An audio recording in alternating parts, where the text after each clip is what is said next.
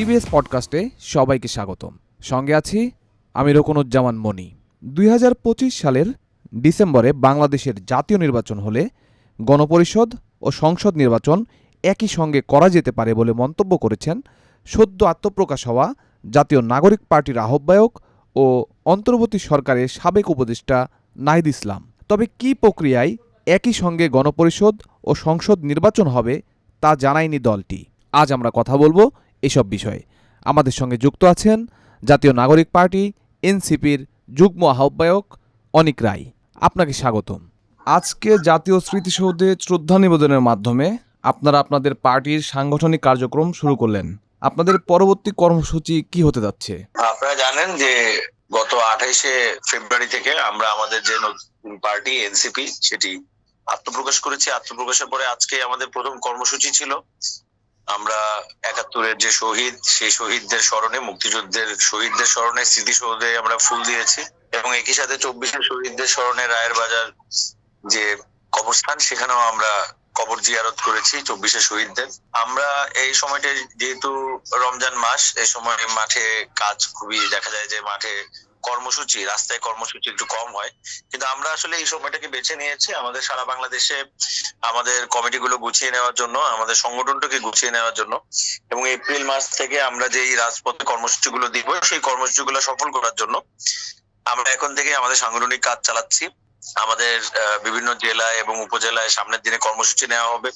কেন্দ্রীয় ভাবেও আমরা বেশ কয়েকটা বড় কর্মসূচি করব, মূলত ইফতারের আয়োজনই, কিন্তু সেটাতে বিভিন্ন সমাজের শ্রেণী পেশার মানুষদের সাথে নিয়ে আমরা এই কর্মসূচিগুলো করব এবং এই সময়টা আসলে মূলত আমরা কাজে লাগাবো আমাদের পরবর্তীতে যেই সংগঠন যখন রাজপথে কাজ করবে তো সেই সময়ের জন্য সংগঠন গুছিয়ে নেওয়ার জন্য।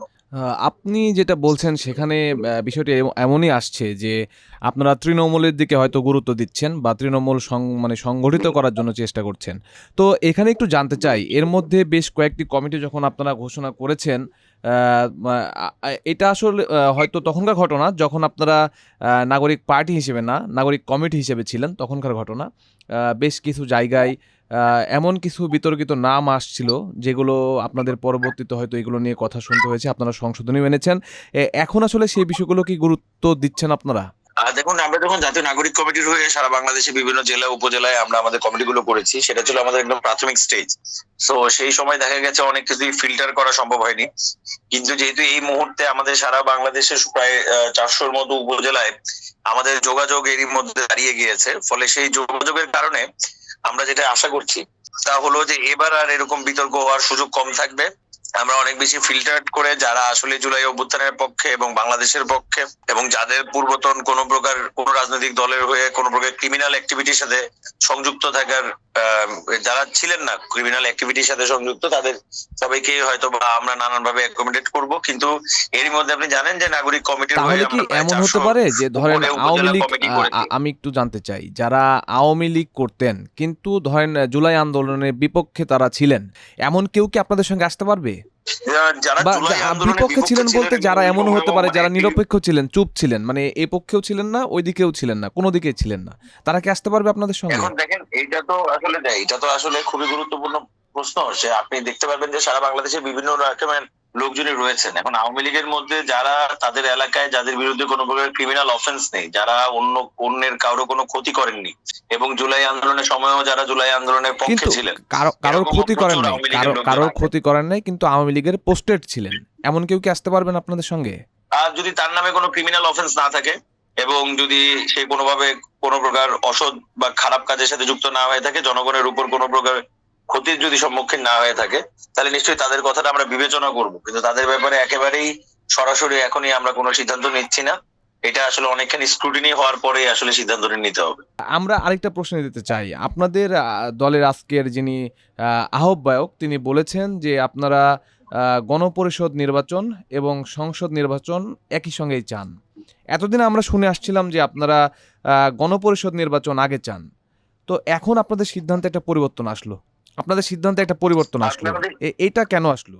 আমাদের সিদ্ধান্তে আসলে কোনো প্রকার পরিবর্তন আসেনি। আমরা একই সাথে গণপরিষদ নির্বাচন বলেছি এবং গণপরিষদ নির্বাচন আমরা চাই, সেই দাবি আমরা তুলেছি। কেন আমরা গণপরিষদ নির্বাচন চাই এর ব্যাখ্যাও আমরা বেশ কয়েকবার দিয়েছি, যে আমরা আসলে বাংলাদেশে 1971-এর মহান মুক্তিযুদ্ধে লাখো শহীদের রক্তের মাধ্যমে পাওয়া যে স্বাধীনতা, সেই স্বাধীনতার যে মূল তিন নীতি ছিল, সাম্য, মানবিক মর্যাদা এবং সামাজিক সুবিচার, সেই তিনটি মূলনীতি আমরা আসলে এখন পর্যন্ত বাংলাদেশে আসলে বাস্তবায়ন করতে পারিনি। এমনকি গত 53 বছরে 72-এ যে সংবিধান রচনা হয়, সেই সংবিধানের উপর দিয়ে দাঁড়িয়েই শেষ 15-16 বছর আমরা একটি ফেসিবাদকে বাংলাদেশকে দেখেছি, এবং এই ফেসিবাদ বারবারই বলেছে যে এই গণতন্ত্রের বা এই সংবিধানের যে ব্যাখ্যা বা সংবিধান রক্ষা করার জন্যই আসলে এই ফেসিবাদটা আসলে এই সংবিধানটাকে আসলে এই ফেসিবাদ বা এই ফেসিজম, আওয়ামী ফেসিজম আসলে তার ঢাল হিসেবে ব্যবহার করেছে। আর যেহেতু এই আন্দোলন কোন প্রকার নির্দিষ্ট রাজনৈতিক জনগোষ্ঠীর আন্দোলন নয়, এই আন্দোলন সারা বাংলাদেশের মানুষের আন্দোলন। তারা বিভিন্ন দাবি দাওয়া, তাদের নিজেদের যে ক্ষোভ, সেই ক্ষোভের উপর দিয়ে দাঁড়িয়ে এই আন্দোলনটি করেছে। এবং এই আন্দোলনের বিপক্ষে গিয়ে আপনি দেখবেন যে বাংলাদেশের প্রত্যেকটি সাংবিধানিক যে প্রতিষ্ঠানগুলো, সেই প্রতিষ্ঠানগুলো আসলে এই আন্দোলনের বিপক্ষে দাঁড়িয়েছে, কারণ এই সংবিধান আসলে আওয়ামী লীগের যে ফেসিজম, সেই ফেসিজমের এক প্রকার ঢাল হয়ে দাঁড়িয়েছিল। ফলে আমরা মনে করি যে এই সংবিধানটি পরিবর্তন প্রয়োজন, এবং এই সংবিধানটি জন আকাঙ্ক্ষার ভিত্তিতে হওয়া দরকার, এবং আমাদের যে মুক্তিযুদ্ধের মহান তিন নীতি, সাম্য, মানবিক মর্যাদা এবং সামাজিক সুবিচার, সেই সুবিচারের উপর দাঁড়িয়ে আসলে আমাদের এই সেকেন্ড রিপাবলিক তৈরি করতে হবে। এখন এটির জন্য আমরা গণপরিষদ নির্বাচন চেয়েছি। এখন এখানে বিভিন্ন রকমের এটি হতে পারে, গণপরিষদ নির্বাচন আলাদা হতে পারে, সাধারণ নির্বাচন আলাদা হতে পারে, বা সাধারণ নির্বাচন যেটি হবে সেটি গণপরিষদের নির্বাচনও হতে পারে। ফলে এইটি আসলে প্রত্যেকটি রাজনৈতিক দলের সাথে আলাপ আলোচনা এবং একটি সমঝোতায় পৌঁছানোর বিষয়। ফলে সেই জায়গা থেকে আমরা এভাবে আসলে বলছি, কিন্তু আমরা আসলে কোনটি আগে কোনটি পরে সেটি না, আমরা চাই একটি গণপরিষদ নির্বাচন হোক। এই গণপরিষদ নির্বাচন অনেক রকমের ফরম্যাটে হইতে পারে, সেই ফরম্যাটটা আসলে আমরা নিশ্চয়ই সকল রাজনৈতিক দল এই বর্তমান যে পরিস্থিতি, সেই পরিস্থিতির উপর দাঁড়িয়ে তারা মিলিতভাবে একটি সিদ্ধান্ত নিয়ে এগিয়ে যাবে আর কি। আপনি নিজেও কথার মধ্যে অনেকবারই নির্বাচন কথাটি উল্লেখ করলেন। আপনাদের দলের প্রধান যিনি আহ্বায়ক, তিনিও আজকে নির্বাচনের ইঙ্গিত দিয়েছেন, সেটি গণপরিষদ নির্বাচন হোক কিংবা জাতীয় নির্বাচন। একই দিকে আমি যদি আপনাদের দলের উত্তরাঞ্চলের মুখ্য সংগঠক সার্জিস আলমকে কোট করি, উনি আজকে বলছেন হাসিনাকে যতদিন ফাঁসির মঞ্চে না দেখছি ততদিন কেউ যেন নির্বাচনের কথা না বলে। তাহলে কি আপনাদের এই দুটো বক্তব্য সম্পূর্ণ বিপরীতমুখী হয়ে যাচ্ছে না? আমি যেটা বলতে চাই, আসলে মনে হয় যে আমি যেভাবে তিনি বলেছেন সেটি মনে হয় একটু মিসআন্ডারস্ট্যান্ডিং হয়েছে। আমরা দেখেন, আমরা নিজেরাই বলেছি যে আমরা আসলে আওয়ামী লীগের এই গণহত্যার সাথে যারা জড়িত তাদের আসলে এক প্রকার দৃশ্যমান বিচার দেখতে চাই। এখন পর্যন্ত তাদের আসলে কোনো প্রকার বিচার শুরু হয়নি। ফলে যদি বিচার প্রক্রিয়া শুরু হয়, সেই বিচার প্রক্রিয়া শুরু হলে তখন হয়তো বা আরো অনেক বিষয় নিয়ে আলোচনা করা যাবে। কিন্তু দেখেন, আজকে এই গণহত্যার প্রায় 6 থেকে 7 মাস পার হয়ে যাচ্ছে, আগস্ট মাস শেষ হয়েছে। সেই 5ই আগস্ট পের হয়ে আজকে আমরা 2025-এর মার্চ মাসে এসে পৌঁছেছি, কিন্তু এখন পর্যন্ত তাদের যে বিচার প্রক্রিয়া, সেই বিচার প্রক্রিয়া খুবই স্লথ। ফলে আমরা মূলত আসলে এই বিচার প্রক্রিয়াটা যেন ত্বরান্বিত হয়, এবং বিচার প্রক্রিয়াটা যেন দ্রুততার সাথে হয়, এবং দ্রুত এটা শুরু হয়, এবং এই বিচার প্রক্রিয়া যেন দৃশ্যমান হয়, মূলত আমাদের দাবি সেটি আর কি। মানে বিচার প্রক্রিয়াটা সম্পূর্ণ হতে যদি 5 বছর সময় লাগে বা আরো বেশি বা কমও লাগতে পারে, সেক্ষেত্রে কি নির্বাচন আপনারা ততদিন দেরিতেই চান? না, আমরা নিশ্চয়ই, আমরা তো আসলে নির্বাচন কবে হবে না হবে সেটা ঠিক করার দায়িত্ব তো আসলে আমাদের না। সেটা অন্তর্বর্তীকালীন সরকারের সকল রাজনৈতিক দলের সাথে বসেই নিশ্চয়ই সেটি তারা সিদ্ধান্ত নেবে। কিন্তু আমরা যেটা বলতে যাচ্ছি যে একটি মানে এই গণহত্যার সাথে যারা জড়িত তাদের একটি দৃশ্যমান বিচার প্রক্রিয়া যদি যতক্ষণ না শুরু হচ্ছে, একটি দৃশ্যমান বিচার প্রক্রিয়া শুরু হলে যখন এটা কোর্ট ট্রায়ালিং এ যাবে, তখন হয়তো বা মানুষও জানতে পারবে যে এটির বিচার হচ্ছে।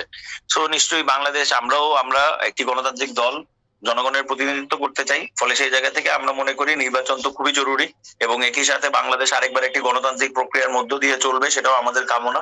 ফলে আমরা আসলে ওই রকম নির্বাচন 5 বছর 2 বছর এটা আমাদের পয়েন্ট না। আমরা বলতে যাচ্ছি বিচারের একটি দৃশ্যমান অগ্রগতি, এবং একই সাথে সামনের নির্বাচনটি কিরকম নির্বাচন হবে, সেই নির্বাচনের মাধ্যমে আসলে কিভাবে জনগণের আকাঙ্ক্ষাগুলো প্রতিফলিত হবে, সেই বিষয়গুলোকে আসলে এই মুহূর্তে আলোচনার শীর্ষে নিয়ে আসতে হবে আর কি। এই বিষয়গুলোর উপর আলোচনা করেই আমাদের সামনের নির্বাচনের জন্য রোড ম্যাপটি তৈরি করতে হবে। আচ্ছা, আপনি আপনার কথার মধ্যেও একবার বললেন যে যেটা সংসদ নির্বাচন হবে সেটাই গণপরিষদ নির্বাচন হতে পারে, আবার সেটা ভিন্ন প্রক্রিয়াতে হতে পারে। এইটা আসলে কিভাবে সম্পূর্ণ হবে? আপনাদের দলের কি কোনো পর্যবেক্ষণ আছে? আমরা আমাদের দল থেকে যেটা বুঝি যে দেখেন, আইনগতভাবে আপনি চাইলে আপনার সামনে যে সংসদ নির্বাচন, সেই সংসদ নির্বাচনকেই আপনি গণপরিষদ নির্বাচন বলতে পারেন, এবং ওই সংসদে যারা জয়ী হবে তারা একই সাথে দেশও পরিচালনা করবেন, এবং একই সাথে নতুন যে সংবিধান, সেই সংবিধান প্রণয়নেরও কাজ করতে পারেন। আবার একই সাথে আপনি আলাদা আলাদা দুটি নির্বাচনও করতে পারেন। এগুলো নানান রকমের প্রক্রিয়া রয়েছে। ফলে প্রক্রিয়াগত জায়গায় কিভাবে সেটি হবে সেটি শুধু আমাদের একার প্রপোজাল না, সেটা সবার প্রপোজাল। ফলে এখানে বাংলাদেশের যারা গুরুত্বপূর্ণ অংশীজন রয়েছেন, এখানে গুরুত্বপূর্ণ আইনজীবী যারা রয়েছেন, সংবিধান বিশেষজ্ঞ যারা রয়েছেন, এছাড়াও বিভিন্ন রাজনৈতিক দল বা বিভিন্ন সামাজিক শক্তি, তাদের সবাইকে আসলে এই আলোচনার মধ্যে আনতে হবে এবং আলোচনার মধ্যে আনার মাধ্যমেই আমরা আসলে কি প্রক্রিয়ায় আমাদের সামনের নির্বাচনটি করব বা নির্বাচনটি কি রকম ভাবে হবে সেগুলো আসলে আমাদের নির্ধারণ করতে হবে। আপনারা যেটা বলছেন আসলে যে নতুন সংবিধান অর্থাৎ সংবিধান সংশোধনী না, যেটা বলছেন আপনারা সম্ভবত নতুন সংবিধানের কথা, তাহলে কি আপনারা বর্তমান যে সংবিধান আছে সেটাকে সম্পূর্ণই বাতিল চান? আর দেখেন, একটি গণপরিষদ যদি নির্বাচন হয়, সেই গণপরিষদের মাধ্যমে যারা বসবেন তারা যেভাবে সিদ্ধান্ত নিবেন সেই সংবিধানের ব্যাপারে, তারা যদি মনে করেন যে আমরা পুরাতন সংবিধানের কিছু কিছু অ্যামেন্ডমেন্ট পরিবর্তন করব বা নতুন করে কিছু অ্যামেন্ডমেন্ট যুক্ত করব, সেই সকল কিছুর স্বাধীনতাই সেই গণপরিষদের হাতে থাকবে। তাহলে আমরা মনে করি যদি একটি গণপরিষদ হয়, সেই গণপরিষদ যেটি সিদ্ধান্ত নিবে, যেভাবে সংবিধানের ব্যাপারে সিদ্ধান্ত নিবে, সেটি হবে জনগণের আকাঙ্ক্ষার একটি সিদ্ধান্ত। ফলে আমরা মনে করি যে আসলে একটি গণপরিষদ নির্বাচনের দিকে যাওয়া উচিত। তাহলে এই যে এত রকমের প্রশ্ন যে সংবিধান কেমন হবে কেমন হবে না, এই বিষয়গুলো আসলে একটা সলিউশনের আকারে যাবে এবং তখন হয়তো বা দেখা যাবে যে প্রত্যেক রাজনৈতিক দলই কিরকম সংবিধানে তিনি পরিবর্তন আনবেন, ওই সংবিধান কেন আরো বেশি মানুষের হয়ে উঠবে, সেই ব্যাখ্যাগুলো নিয়ে মানুষের সামনে হাজির হবে। তখন দেশের মানুষও সিদ্ধান্ত নিতে পারবে যে তিনি আসলে কোন ব্যাখ্যার সাথে যাবেন, তিনি আসলে কোন ব্যাখ্যাটাকে তার অনেক বেশি নিজের বলে মনে করবেন আর কি। ফলে আমার মনে হয় আমরা ওই দিকের আলোচনাগুলোতেই ধাবমান হওয়া উচিত, যেটি বাংলাদেশকে গঠনমূলক জায়গায় নিয়ে যাবে। প্রত্যেকটি রাজনৈতিক দল যদি মনে করেন যে কোথায় কোথায় সংবিধান পরিবর্তন করলে, কোথায় কোথায় সংবিধানের সংস্কার করলে বা নতুন করেও যদি সংবিধান লিখতে হয়, তাহলে সংবিধানের কোন কোন জায়গায় হাত দিতে হবে যেন বাংলাদেশ অনেক বেশি জনগণের থাকে এবং সংবিধান এবং বাংলাদেশের যেন ক্ষমতা, সর্বময় ক্ষমতার অধিকারী যেন জনগণ হতে পারে, দেশের নাগরিকরা হতে পারে, সেই ব্যাপারে আসলে বেশি কনসেন্ট্রেশন করবে। তখন দেখা যাবে যে বাংলাদেশ একটি গণঅভ্যুত্থান পরবর্তী সময়ে একটি গঠনমূলক জায়গায়, একটি সৃজনশীল জায়গায় বাংলাদেশকে পৌঁছানো সম্ভব হবে। কিন্তু আপনারা যে গণপরিষদের কথা বলছেন, অন্যান্য বৃহৎ রাজনৈতিক দল সহ অন্যান্য যে রাজনৈতিক দলগুলো আছে তাদের কাছে কিন্তু আমরা এই সমগুরুত্ব সহকারে গণপরিষদের কথা শুনছি না। তো এই ক্ষেত্রে এই চাওয়াটা কি আপনাদের একার চাওয়া বেশি মনে হচ্ছে? প্রথমত বিষয় হলো, প্রত্যেক রাজনৈতিক দল নিশ্চয়ই তাদের রাজনীতি রয়েছে, তাদের জায়গা থেকে তারা বলছেন। আমরা জনগণের কাছ থেকে শুনছি এবং আমরা জনগণের কাছে এই বিষয়ে সাড়াও পাচ্ছি। জনগণ যে আসলে একটি নতুন দেশে পৌঁছাতে চায়, একটি নতুন রাষ্ট্র তারাও তো জনগণের কথাই বলে, তারাও যখন বলে তখন তো জনগণের কথাই বলে। আসলে দেখেন, জনগণের কথা বলে আমরা দাবি করতে পারি যে এটাই জনগণের কথা। আমি কিন্তু বলছি না যে আমি জনগণের কথা বলছি, আমি বলছি আমরা জনগণের কাছ থেকে সাড়া পাচ্ছি।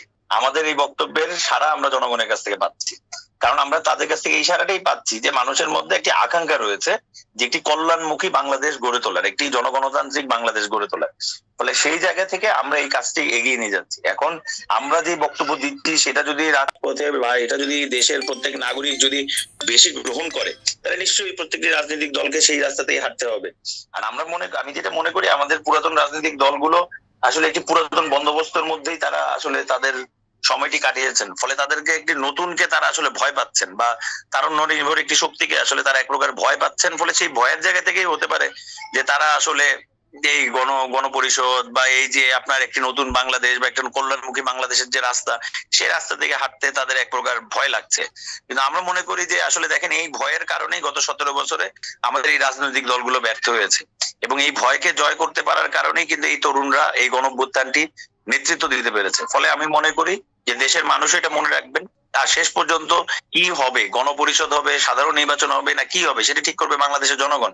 তো বাংলাদেশের জনগণ যেই পক্ষে থাকবে সেই সিদ্ধান্ত প্রত্যেককেই নিতে হবে। জি, আমাদের সময় দেওয়ার জন্য আপনাকে অসংখ্য ধন্যবাদ।